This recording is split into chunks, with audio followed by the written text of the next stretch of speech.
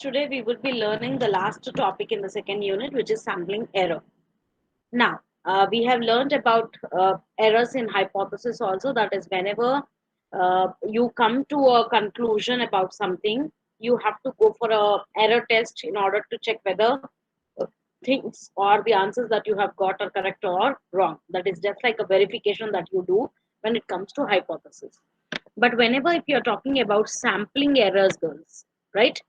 Sampling errors are the errors that occur because there is some difference between the sample and the population. That is, they sometimes without knowingly or without a proper system of selecting the sample, girls, there can be some errors which might creep in up. That is called as a sampling error. I'll just give you an example, girls. See, for example, we have a target population. All of us know that if you are doing a research, you should have a target population. What is a target population? Target population are the people or the elements which you choose for the purpose of study, or which the elements or the people which fall under the purview of your study is called as a target population. From the target population, you frame up a sample. Yes or no? Yes or no? Yes, ma'am. Now, if I say I am conducting a survey on adults residing in Hyderabad region. Now, can I say adults include both men and women? Yes or no? Yes, ma'am. Adults include both men and women.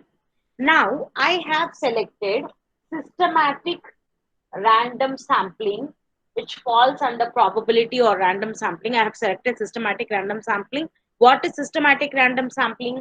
I will select every kth element. Yes or no? Yes or no? That is systematic random sampling. Yes, ma'am.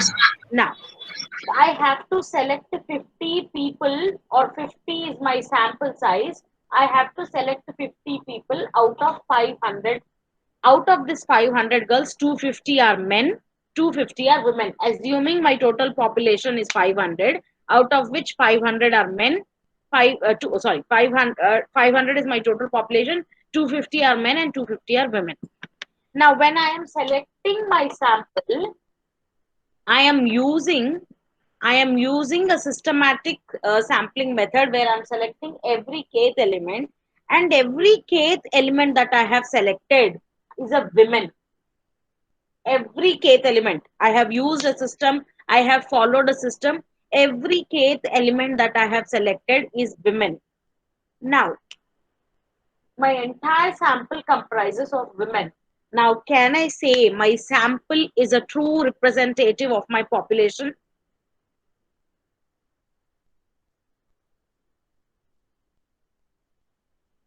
Please pay attention and listen properly.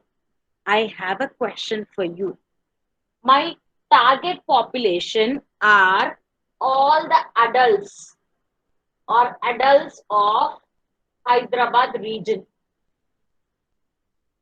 Now, in adults, I have both men and women. Yes or no? Only men are adults and women are not adults? No. Both men and women are adults? Yes or no? Yes, ma'am. Yes. Now, when I select my sample should also comprise of both men and women.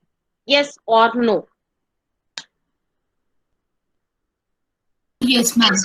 My sample should also have both men and women. Then only I can say my sample is a true representation of my population. Now, I am using a systematic sampling, or simply I am using a simple random sampling where I am using a lottery system.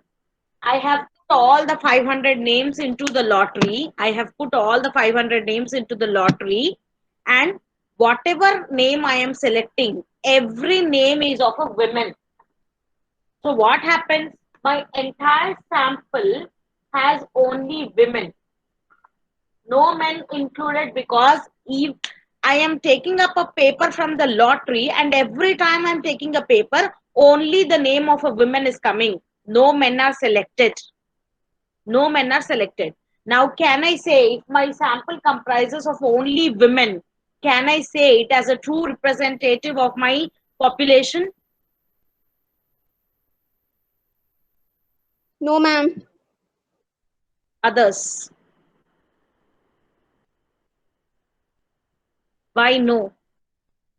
Because you want both men and women. That's why. Only whenever you're Because, trying to pick up, it's yes, coming women. That's why. because my target population, in my target population, I have both and men and women. So my sample should also have both men and women. But every time I'm making a selection, only a name of a woman is coming. So my sample is not truly representing my population. It is just like I'm conducting a survey on women.